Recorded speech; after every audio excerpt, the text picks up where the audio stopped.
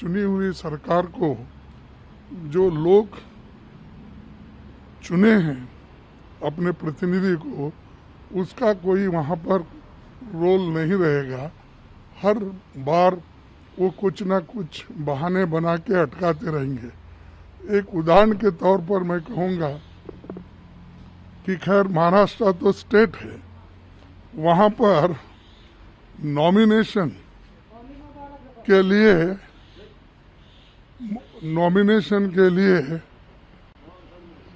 6 अब कम से कम 4-5 महीने हो गए कि एमएलसी के नॉमिनेशन के लिए भेजें, उनके पास वहीं पड़ा हुआ है, आज तक वो बाहर नहीं। उनको कौन क्वेश्चन करना। अब 5 महीने तक अगर आप एमएलसी के नॉमिनेशन को रोक ले सकते हैं, यहाँ तो अधिकार दे रहे हैं आप पूरा।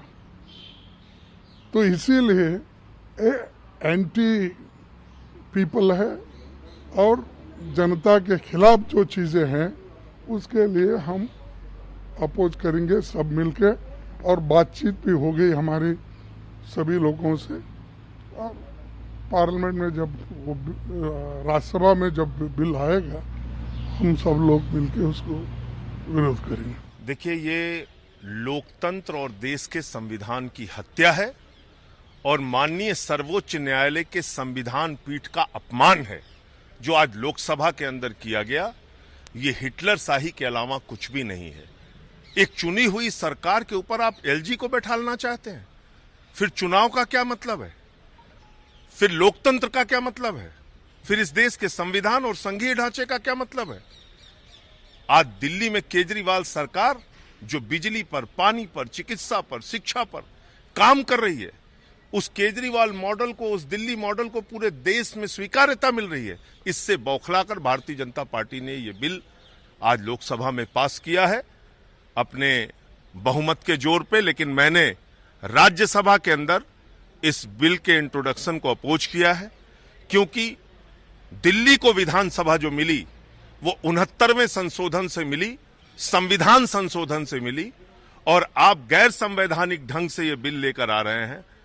इसमें मैंने अपने सारे पॉइंट्स लिखे हैं और मैंने राज्यसभा में इस बिल के इंट्रोडक्शन का, इस बिल को इंट्रोड्यूस किए जाने का विरोध किया है। दूसरी तरफ आप लोग खुली चुनौती दे रहे हैं, बीजेपी को कह रहे हैं कि आप एनसीटी बिल पर हमारे साथ खुले तौर पे चर्चा कीजिए। क्यों कर रहे हैं? नहीं, क्योंकि वो लोग एक अलोकतांत्रिक, एक गैर संवैधानिक काम कर रहे हैं।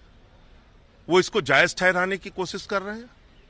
एक चुनी हुई सरकार के ऊपर एलजी को बिठाना कैसे जायज हो सकता है, आप मुझे बताइए।